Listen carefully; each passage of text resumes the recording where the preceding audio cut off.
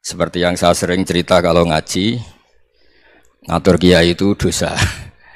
Tapi karena saya niat baik, sama-sama ngaji, jadi temanya bebas, waktunya juga paling lama saya ngaji paling 20 menit sampai 30 menit. Sesi jawab, tanya jawab hanya 2 pertanyaan. Tidak boleh bantah, yang punya diri saya kok diatur. Ini semakin lama Anda ngatur saya semakin dosa, karena ngatur orang itu tidak baik.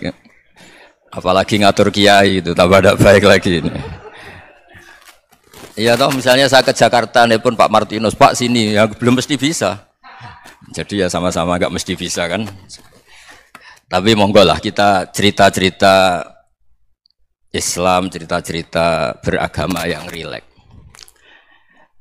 Kita semua tadi seperti yang dikatakan Kadensus pernah disewani Mas Sufyan Sauri, juga beliau pernah ngaji. Sebetulnya dalam banyak hal-hal yang keseharian itu lebih prinsip ketimbang ide kita tentang hal-hal besar. Saya beri contoh, Allah itu Tuhan yang Maha Kuasa, yang menguasai alam raya ini. Kadang-kadang menjelaskan dirinya itu hanya Alladzi at'amahum min ju'. Saya ini Tuhan yang memberi makan kamu saat Anda lapar, saat kalian lapar. Jadi untuk beriman kepada Tuhan yang Maha Esa, kepada Allah, kamu yakin yang memberi makan kamu itu Tuhan. Apapun kecewanya Anda terhadap tetangga, terhadap negara, terhadap mertua, terhadap istri, itu kecewa Anda tidak akan mati. Tapi kalau tidak makan itu mati. Sehingga Allah mensifati dirinya kadang pakai keseharian. Alladzi at'amahum min ju'. Tuhan itu siapa? Yang memberi makan kamu ketika lapar. Tapi kamu untuk syukur itu nunggu punya istri cantik, neriman, gampang diatur, membolehkan poligami. Terus 4 istri itu neriman semua, loyal semua. Itu sombong betul. Mau syukur saja kok repotnya seperti itu. Jadi mau syukur ya ada makanan dimakan. Itu. Kalau ngantuk ya tidur. Ayatnya wa min ayatihi manamukum billaili wan nahar. Maksud ayat Allah itu tidur. Nah, keangkuhan-keangkuhan ini yang menjadikan kita itu jadi repot hidup. Wong untuk syukur kok nunggu tadi. Mertua baik, tetangga baik, istri baik. Apa saja di sekelilingnya harus baik. Nah, keinginan berlebihan ini menjadikan kita lupa ada hal-hal yang paling kita butuhkan, yaitu oksigen. Kita boleh nempat di buminya Allah. Alladzi ja'ala lakumul ardo firasya. Bumi kamu tempati enak. Coba kalau gempa. Apa artinya istri 4 cantik semua kalau pas digoyang apa? Gempa. Apa artinya kamu jabat? Entah apa saja jabatannya. Kalau bumi likuifaksi, habis kamu. Kiai meskipun dai kondang umatnya jutaan, kalau likuifaksi di panggung hancur. Tapi nikmat-nikmat yang disebut Allah seperti ini kita kaji keseharian. Alladzi ja'ala lakumul ardo mahda. Allah itu yang menjadikan bumi dalulan, yang mudah diinjak. Famshu fi mana biya, silahkan pakai jalan-jalan. Jadi saya termasuk benar-benar kiai Jawa. Kalau kerennya kiai Nusantara atau kiai Indonesia lah. Diajari bapak saya Kiai Haji Nur Salim, diajari Mbah Maimun. Itu Islam itu keseharian. Karena ketika Anda memilih hal-hal yang serius, itu tujuan utamanya nyari ridhonya Allah. Dan ridhonya Allah bisa kamu dapatkan sesuatu yang pasti benar. Misalnya dalam sebuah hadis Sahih Muslim disebutkan, Inna wuha la yardo anil abdi idha akalal akla fayahmadahu alaiha aw yashroba syarba fayahmadahu alaiha. Itu redaksinya, inna itu sesungguhnya, la yardo juga pakai lam taukid, juga maknanya sesungguhnya. Sungguh-sungguh Allah sangat ridho ketika seorang hamba itu makan ketika sesuap nasi dia muji Allah, ketika minum seteguk nasi dia muji Allah. Itu kalau orang diridhoni Allah itu wali betul. Itu untuk jadi wali itu gampang. Kamu makan ridho, kamu nginjak buminya Allah ridho, seneng. Kamu hidup keseharian aman, seneng. Nah ini supaya sampean kita semua lah, kita semua ngaji betapa panduan Rasulullah untuk menggapai ridho Allah itu banyak yang keseharian sekali. Saking kesehariannya banyak dalam hadis dan itu sahih. Nabi menyebut hal-hal yang keseharian. Hatta ma tas'alu fi fimra'atika. Kamu punya uang, kemudian istri kamu bisa makan, itu ibadah.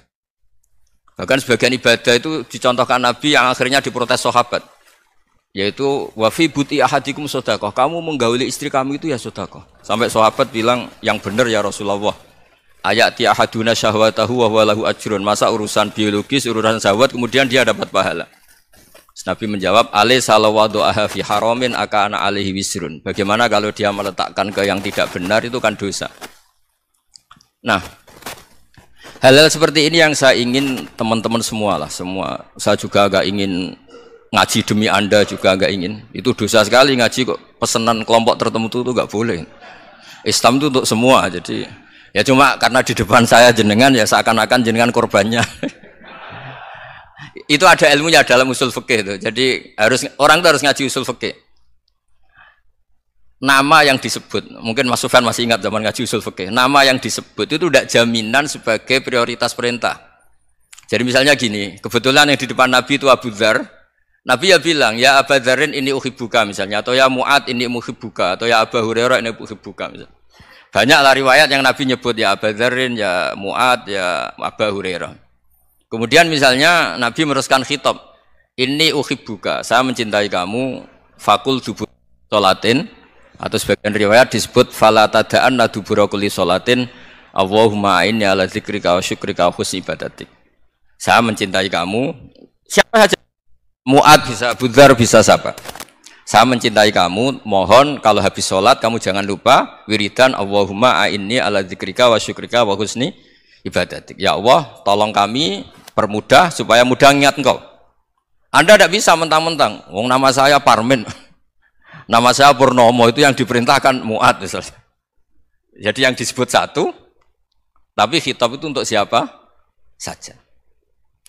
Saya teruskan ya. Jadi saya mohon semua kita melakukan kebaikan itu, kalau dalam kaidah fikih disebut al-yakin la yuzalu bisyak. Banyak kebaikan yang kebenarannya itu 100%.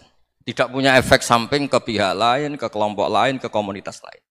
Itu tadi misalnya Anda makan, dan itu murah sekali, hanya butuh satu piring. Setiap kunyahan kamu muji Allah, setiap minum kamu muji Allah. Itu redaksinya Rasulullah SAW disebut, Allah sangat ridho ketika seorang hamba makan, kemudian dia memuji Allah. Atau minum, kemudian dia muji Allah. Logikanya gampang, negara seperti ini yang kamu harapkan bentuknya kayak apa, mertua, ipar, komunitas, tetangga, itu nyata terjadi itu kan belum pasti. Sementara yang mesti terjadi adalah kamu butuh makan, kalau tidak mati. Butuh minum, kalau tidak mati. Butuh bumi yang nyaman ditempati, kalau tidak kita juga mati. Sebab itu Allah kalau menyebut nikmatnya itu hal-hal yang keseharian. Alladzi at'amahum min ju'. Allah itu siapa? Allah itu yang menciptakan kamu bisa makan. Tidak berlebihan, Allah itu yang menciptakan kondisi sosial itu ideal. Zaman Nabi itu ya ada orang munafik. Orang-orang pilihan Allah itu juga diuji orang sekelilingnya yang macam-macam. Semua diuji sesuai konteks zaman dan waktu. Nah, tapi ada ibadah-ibadah yang selalu disarankan Nabi. Sampai Nabi itu pernah ditanya, ayul Islam ya khairun ya Rasulullah, Islam terbaik itu gimana? Jawaban Nabi itu unik. It'amut to'am. Islam terbaik itu ya makan-makan, santai-santai. Ketika Allah menyebut beberapa kebaikan, falak tahamal aqobah, wa ma adrokan apa? Mal aqobah. Terusannya apa? Fakku rokobah. Terusannya apa? Au it'amun fi yaumin di masubah. Ya, itu acara makan-makan itu juga Islam. Kenapa? Ya bayangkan kalau tidak ada makanan, kita mati kan?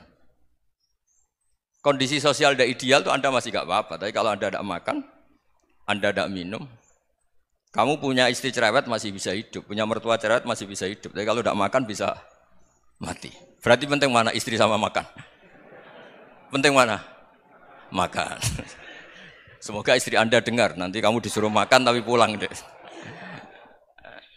Itu kalau dibahasakan makan masih memahami. Penting mana nasi satu piring dengan istri. Enggak ada nasi mati, enggak ada istri belum mati. Penting mana? Gak berani jawab kan? Nah, ternyata Anda ada garang kan di depan istri. Jadi saya mohonlah, mungkin Mas Sufyan Sauri tadi yang bisa bantulah. Teman-teman tuh ngaji yang keseharian saja. Karena kita nyari ridha Allah itu berdasar firman Allah. Dan firman Allah itu menyebut keseharian tuh riang, gampang. Yaitu tadi misalnya wa min ayatihi manamukum bil laili Benar. Termasuk ayat-ayat Allah itu kamu tidur. Maka dulu itu ada guyonan, ada tokoh Mu'tazilah, kelompok dalam Islam yang berpikir manusia itu bisa menentukan ikhtiarnya sendiri. Karena saya bisa duduk, duduk, ingin berdiri, berdiri. Karena kelompok ini nggak terima kalau semua kehendak Allah, nanti bagaimana kalau semua kehendak Allah kok ada hisab, ya ada sanksi. Lucunya itu, dia akhirnya, ini cerita ya, mencintai seorang perempuan, cantik sekali. Dan itu dia menjadi ahli sunnah itu oleh hal-hal yang sepele.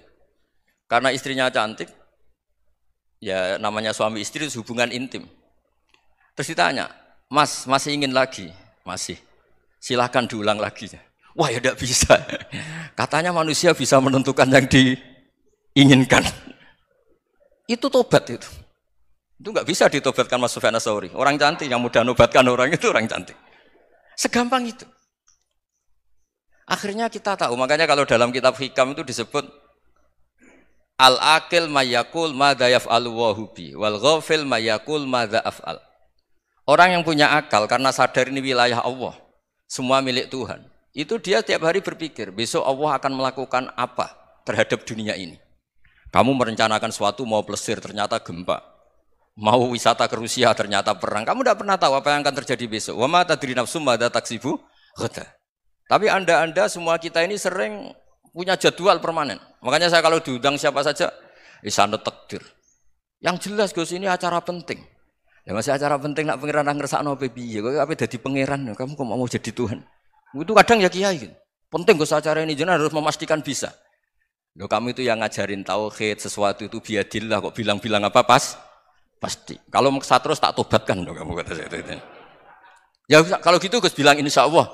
Wah itu hati saya, fisik saya, roh saya sudah bilang insya Allah. Enggak usah kamu latih kata saya. Nah hal-hal tauhid keseharian itu gampang sebetulnya. Wal ghafil yaqulu madza af'al. Tapi orang yang lupa Allah dia setiap hari bilang besok apa? Kita bisa melakukan apa? Seakan-akan dia itu aktor, dia penting, dia subjek permanen, dia. Padahal kita ini hanya objek kehendak Allah Subhanahu wa taala. Karena kita yakin sesuatu yang terjadi di alam raya ini kita tidak bisa apa-apa. Makanya saya sering ngaji, sering bilang saya. Ketika Anda mensifati Allah, Dia yang menghidupkan. Sudah itu tanamkan sehingga ketika kita mati santai saja. Kenapa santai? Allah punya cara menghidupkan kita. Zaman kita hidup juga gak tahu caranya ngelola jantung, ngelola paru-paru. Kamu juga gak tahu ngelola oksigen yang tidak beracun, tidak ngandung polusi. Tahu-tahu hidup. Gak ingin tua ya tahu-tahu tua, gak ingin mati tahu-tahu mati. Selama ini kita hidup juga gak tahu apa sebetulnya. Hanya gaya tok, punya jadwal, punya planning. Kalau kamu bisa menentukan pilihan Anda, pasti Anda istrinya cantik, 4 neriman semua, kona'ah semua. Nyatanya enggak kan? Ada 1 jelek, cerewet. Wah itu kan, nyatanya enggak bisa apa-apa Anda kan? Dan kamu bawa mati lagi. Itu kan, istri Anda juga gitu, punya keinginan, punya suami yang ganteng, yang jabat, yang neriman, yang enggak poligami. Ya enggak kesampaian juga. Kalau kita ngitung tingkat kegagalan kita itu gagal terus. Ya kan? Nah, terus ingat Allah, madza yaf'alu wa bi.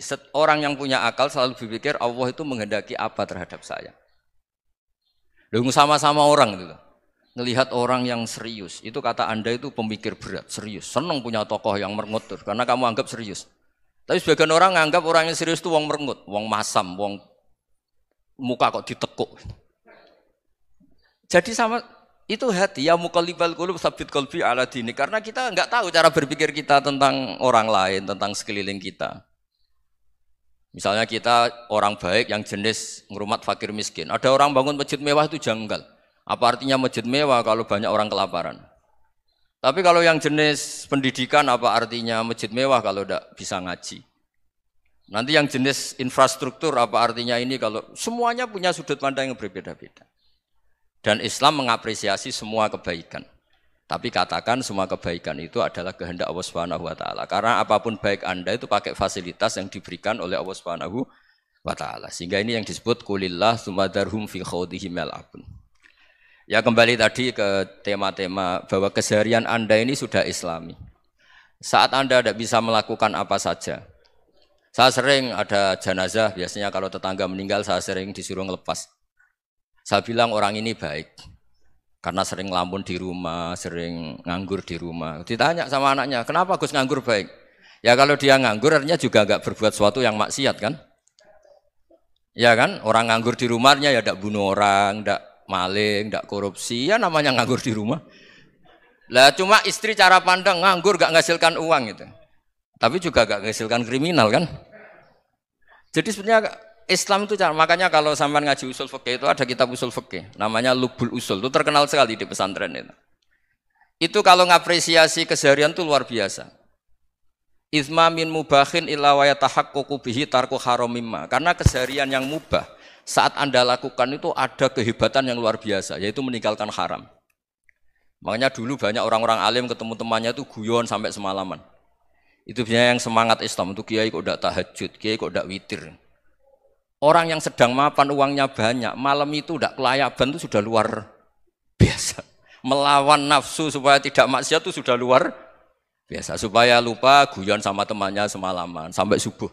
Gojlok-gojlokan ngenang zaman miskin, zaman kuliah nggak jelas, zaman apa.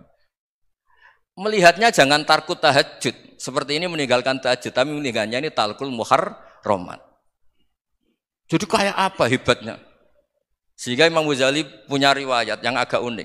Hatta takuna ibadatu akhiri hadil ummah iku an-naum. Sehingga suatu saat ibadah terbaik umat ini itu tidur. Gitu. Itu kan riwayat kontroversi. Ketika Imam Ghazali ditanya, kenapa iya? Kenapa kamu mulai keluar dari rumah itu sudah banyak maksiat? Melihat perempuan yang enggak mahram, melihat fenomena. Tapi kalau kamu tidur itu enggak melihat apa-apa. Tapi juga kamu jangan nganggap tidur itu ibadah betul. Saatnya melakukan fardu ain malah masih tidur. Tapi itu sudut pandang yang menjadikan kita Islam itu gampang. Jadi saat Anda tidak bisa aktivitas apa-apa, misalnya ada beberapa orang yang lumpuh. Lumpuh itu memang nggak bisa Jumatan, nggak bisa ibadah, tapi dia juga nggak bisa maksiat. Tidur itu memang Anda saat itu tidak bisa tahajud, tidak bisa witir, tapi saat itu ada zina, ada maling, tidak gosipkan orang, tidak bully orang, tidak menanamkan kebencian, tidak hasud. Sehingga tidur menurut Allah Ta'ala wa min ayatihi manamukum billaili apa? Wan-nahar. Karena di tidur itu selain ada unsur istirahat, jaga kestamina, juga ada unsur meninggalkan beberapa keburukan. Nah saya mohon ibadah yang keseharian ini kita jaga. Supaya kita semua baca ayat itu fasih. Fasih itu tertanam di hati. Allah itu siapa? Alladzi at'amahum min ju'i wa amanahum min khauf. Dan Allah kalau cerita di Quran itu anna sababnal ma'a sabba tsumma syaqqaqnal ardha wa syaqqa fa ambatna fiha habba wa inaba wa qadba wa zaituna wa nakhla wa hada'iqa hulba. Kamu tahu saya ini siapa kata Allah? Saya ini adalah Tuhan yang menurunkan air, kemudian ada tanaman banyak. Habba wa inaba wa qadba, ada zaitun, ada tin, kalau orang Jawa mungkin ada tela, ada padi, ada mangga, ada pisang. Sudah. Wa inaba wa zaituna wa nakhla wa hada'iqa hulba. Ada perkebunan yang lebat. Tujuannya apa? Mata Allahkum, silahkan kamu pakai, kamu nikmati. Tapi karena kadang kita ini punya ide-ide besar. Tadi untuk syukur saja nunggu punya istri riman, rumah baik, tetangga baik, komunitas baik, semuanya baik baru syukur. Lama-lama nanti ada di surga, syukurnya nunggu surga paling kelas A. Itu sudah ada yang menghuni Rasulullah, kamu nggak boleh di situ. Masa untuk syukur saja? Repotnya Masya Allah. Jadi mohonlah Quran yang kalau Anda hafalkan juz sama itu kan ada ayat-ayat yang kayak tadi. Ya, fal yang dzuril insanu ila ta'ami. Coba lihat apa yang kamu makan ya? Dari mana? Dan untuk mempertahankan hidup kamu keseharian. Jadi jangan kira ibadah itu harus membentuk komunitas yang versi Anda. Ibadah itu harus yang hal yang mulu-mulu. Kesehariannya Anda alami. Loh ini saya tidak bikin-bikin. Saya ngaji bukan karena berdasar pesanan. Itu ayat yang saya baca kan betul ada ayatnya kan. Fal yang dzuril insanu ila ta'ami. Anna sababnal ma'a sabba tsumma syaqqaqnal arda syaqqa fa ambasna fiha habba wa inaba wa qadba wa zaituna wa nakhla wa hada'iqa ghulba. Terusannya apa? Mata'al lakum, silakan kamu nikmati. Mata itu silakan kamu nikmati. Ya kayak sampean dikasih hidangan ya makan. Ya sudah makan, habis makan ya minum, habis itu ngantuk ya tidur. Ya sudah normal-normal saja. Kayak apa indahnya Islam. Tapi Anda mencari Islam yang gimana lagi? Nah itu yang diajarkan guru-guru kita, diajarkan sanad kita sampai Wali Songo, sampai Rasulullah Shallallahu Alaihi Wasallam. Bahwa pada akhirnya ada jihad, ada perang. Itu dulu memang perang, bukan membunuh. Beda. Dulu kita dijajah Belanda ya perang, dan itu normal karena kita dijajah. Jadi ketika orang lain ingin baik sama kita, wa in ahadum minal musyrikin astajaroka ya fa'jirhu hatta yasma'a kalam Allah. Kalau mereka ingin baik ya kita baik. Makanya ada istilah mustakman, mu'ahad. Kalau mereka ingin damai, berdampingan dengan kemajmukan ya itu yang lebih baik. Karena memang Islam menghormati proses perdamaian. Wa in janahu nawa lisalmi ya fajnah lah. Kalau ingin damai ya kita harus damai. Jadi andai kan dulu Belanda datang ke Indonesia kok minta besanan gitu. Ya mungkin kita juga seneng karena memperbaiki hidung kan kalau kita besanan gitu. Nah tapi wong jajah dulu itu kan masalah kan? Apa? Masalah kan? Jadi saya mohon jadi apa? Saya tadi minta sama Bapak Kadensus kemarin juga pernah main ke saya. Jangan sering ketemu saya ini sudah uzlah, saya ini sudah mau daftar jadi resi. Saya itu kemarin di Muktamar juga agak datang, acara di Jogja juga sudah. Karena memang keluarga saya dulu itu bahasa ya, bapaknya bapak saya itu enggak keluar rumah itu puluhan tahun. Memang punya adat uzlah. Ya makanya ngaji aja yang gampang-gampang aja, yang enggak orderan, enggak pesenan ngaji aja dulu yang gampang. Saya ikhlas, yakin betul saya ikhlas. Ikhlas itu menurut saya itu roh. Orang enggak ikhlas menurut saya itu orang aneh. Ikhlas itu gampang, sudah saya bilang. Kalau kamu yakin ilmu itu milik Allah, ngasihkan juga ikhlas itu milik Allah. Apa sih yang kamu punyai sehingga kamu tidak ikhlas? Uang milik Allah, energi kita milik Allah, bumi milik Allah. Kemudian kamu merasa memiliki. Merasa memiliki itu kalau dalam ilmu tasawuf sudah kesalahan kan. Bagaimana Anda punya? Coba tahu-tahu tanah itu kok milik Anda. Karena saya beli, saya beli dari orang, dari Zaid. Padahal yang asli punya itu Allah. Apa benar kamu pernah beli sama Allah? Zaid ini pemilik nisbi, pemilik yang enggak sebenarnya kan? Ya enggak? Yang benar-benar pemilik itu Allah. Kok kamu ngerasa itu bumi kamu itu atas nama apa coba? Milik kan harus beli atau dikasih. Enggak semua kan? Nah, makanya terus famshu fi manakibiha dan Allah menyebutnya, sudah saya ini yang menciptakan bumi. Waladzi ja'ala lakumul arda dalulan. Dan Allah menyebutnya sederhana, famshu fi manakibiha, silakan jalan-jalan. Terusannya apa? Wa kulu mirizki, silahkan makan-makan. Jadi Islam itu ya makanya kiai-kiai itu ada acara makan, sampai ada guyonan fikuli makanin makan di setiap tempat ya makan. Nggih ngoten guys, pokoknya sing gampang-gampang mawon nggih. Nggih Mas Sufyan nggih sing gampang-gampang mawon nggih. Assalamualaikum warahmatullahi wabarakatuh.